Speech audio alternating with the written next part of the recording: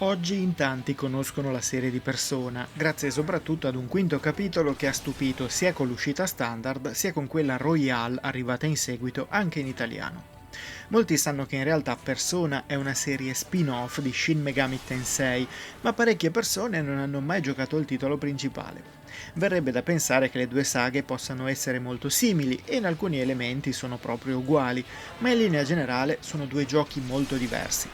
A confermarlo arriva Shin Megami Tensei 5, un quinto capitolo che con l'altro numero 5 ha davvero poco in comune, se non il suo appoggiarsi ad elementi JRPG. Prima di continuare, se vi piacciono i nostri video, vi ricordiamo di iscrivervi al canale e di attivare la campanella per essere sempre aggiornati sui nostri contenuti. Anche Shin Megami Tensei 5 inizia con uno studente di un liceo di Tokyo, ma basta seguirlo al suo rientro a casa per assistere letteralmente alla fine del mondo. La città si trasforma in una distesa desolata e deserta, con palazzi distrutti e alcuni elementi riconoscibili, ma ormai simbolo di una civiltà che si è dissolta. Questo per via della battaglia tra angeli e demoni che ha infuriato e che ha spazzato via quasi tutto il genere umano. Alcuni personaggi sono infatti sopravvissuti e tra di loro c'è anche il nostro studente a cui dovremo dare un nome ad inizio avventura. L'incontro con una creatura sovrannaturale farà in modo che i due si fondano nel Nahobino, un essere a cavallo tra i due mondi che, oltre a poteri magici, ha quello di reclutare i mostri che incontrerà.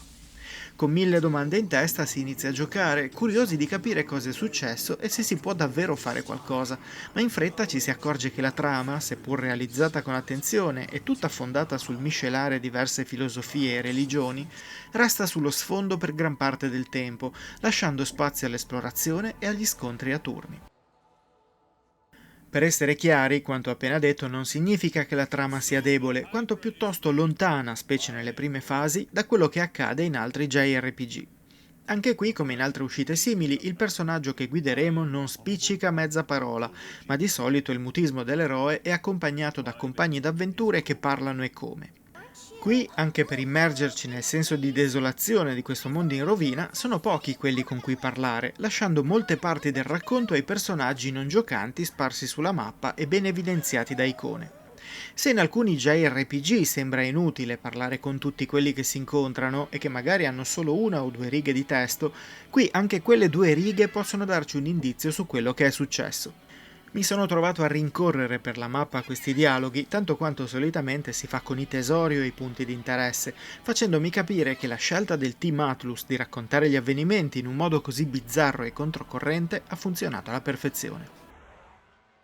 Parlare poi è un'azione molto importante, non solo per ottenere informazioni o un maggiore contesto, ma anche per reclutare i mostri che incontreremo sul cammino. Il nostro party sarà composto dal Nahobino, ovviamente, ma i restanti 3 compagni andranno reclutati tra le creature nemiche visibili sulla mappa. Durante il combattimento, infatti, potremo scegliere di chiacchierare con il mostro del momento per reclutarlo. Alcuni ci chiederanno oggetti del nostro inventario, altri un po' di denaro, qui chiamato macca, altri ancora vorranno toglierci un po' di punti vita o di punti magia. Potremo accontentarli o negare quanto richiesto, così come a volte basta dare risposte convincenti per il mostro che avremo davanti. Considerate questa opzione come il lancio di Pokéball contro i Pokémon selvatici. Se tutto va bene, avrete catturato il mostro e potrete schierarlo al vostro fianco, altrimenti avrete perso il turno e potreste anche essere attaccati. Con un sistema come questo, in cui non si hanno compagni fissi e ruoli preimpostati da sviluppare, si capisce in fretta che Shin Megami Tensei 5, come i suoi predecessori, non è un gioco adatto a chi si avvicina per la prima volta a questo genere. Occorre conoscere in modo abbastanza profondo le dinamiche dei JRPG, così da poter creare una squadra che funzioni nella maggior parte delle situazioni. Avere qualcuno che possa curare i membri del party, così come creature che possano lanciare magie di diverso tipo, diventa fondamentale perché usare le debolezze elementali di un nemico, sempre in evidenza dopo averle scoperte, non solo aumenta i danni contro di lui, ma offre un'azione extra all'interno del nostro turno, permettendo ai personaggi di agire più volte prima che il turno passi all'avversario.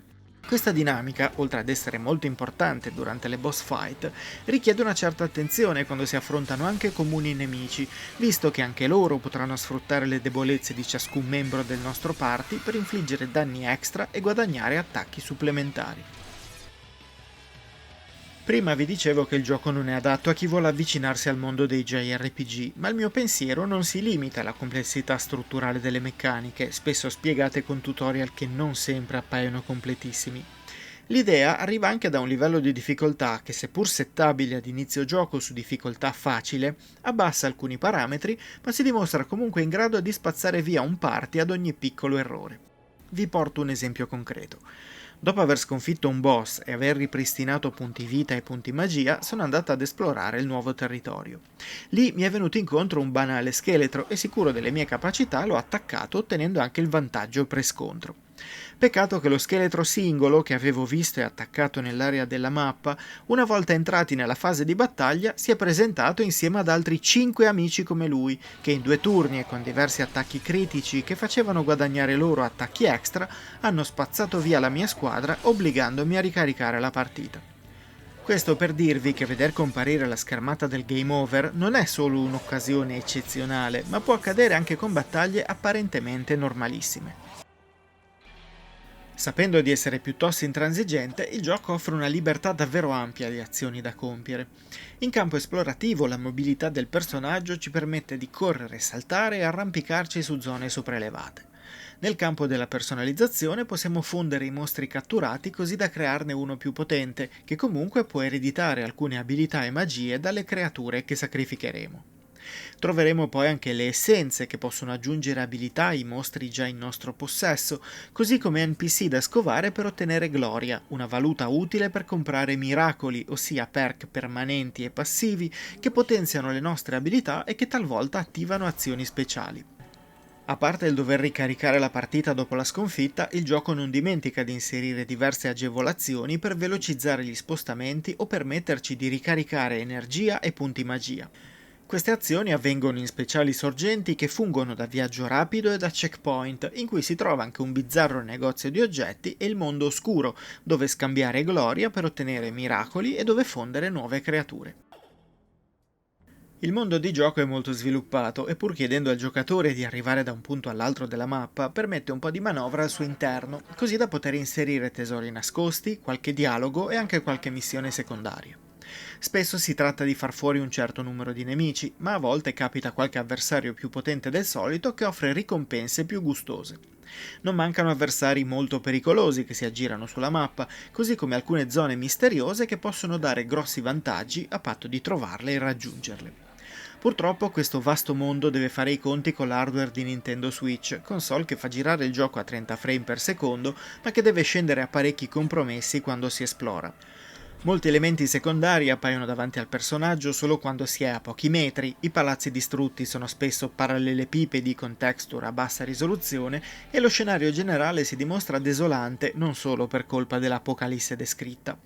Anche le animazioni dei nemici diventano pulite solo quando ci si avvicina e il paragone grafico con il Persona 5 nominata ad inizio articolo è piuttosto impietoso. Eppure il design funziona, sia quello dei mostri storici, sia quello di alcuni personaggi, compresa l'androginia del Naobino e i suoi capelli blu che svolazzano quando corre. Si vede la cura stilistica della produzione e dispiace solo che non ci sia un hardware abbastanza performante da permettergli di mostrarsi al meglio. Buona anche la colonna sonora, piuttosto mistica e misteriosa, ma anche esplosiva e rock quando si combatte. A mio modesto parere non siamo minimamente al livello delle tracce cantate nelle avventure dei ladri fantasma, ma quello che c'è funziona senza stupire. Infine va detto che il gioco è stato tradotto in italiano quasi interamente, lasciando alcune voci nel menu misteriosamente in inglese, seppur comprensibilissime. Il doppiaggio all'interno della scheda di gioco è invece in inglese, ma per chi vuole si può scaricare gratuitamente quello in giapponese dal Nintendo eShop. Shin Megami Tensei 5 è un gioco complesso, difficile e non per tutti. È un JRPG molto asciutto, che non lascia spazi ad errori anche a livello di difficoltà più basso. Il comparto tecnico regge, ma non si dimostra mai veramente pulito, eppure il gioco ha carattere da vendere, piacerà a tutti quelli che vogliono un JRPG duro e puro e occuperà almeno una 70 di ore, anche solo per finirlo senza perdercisi.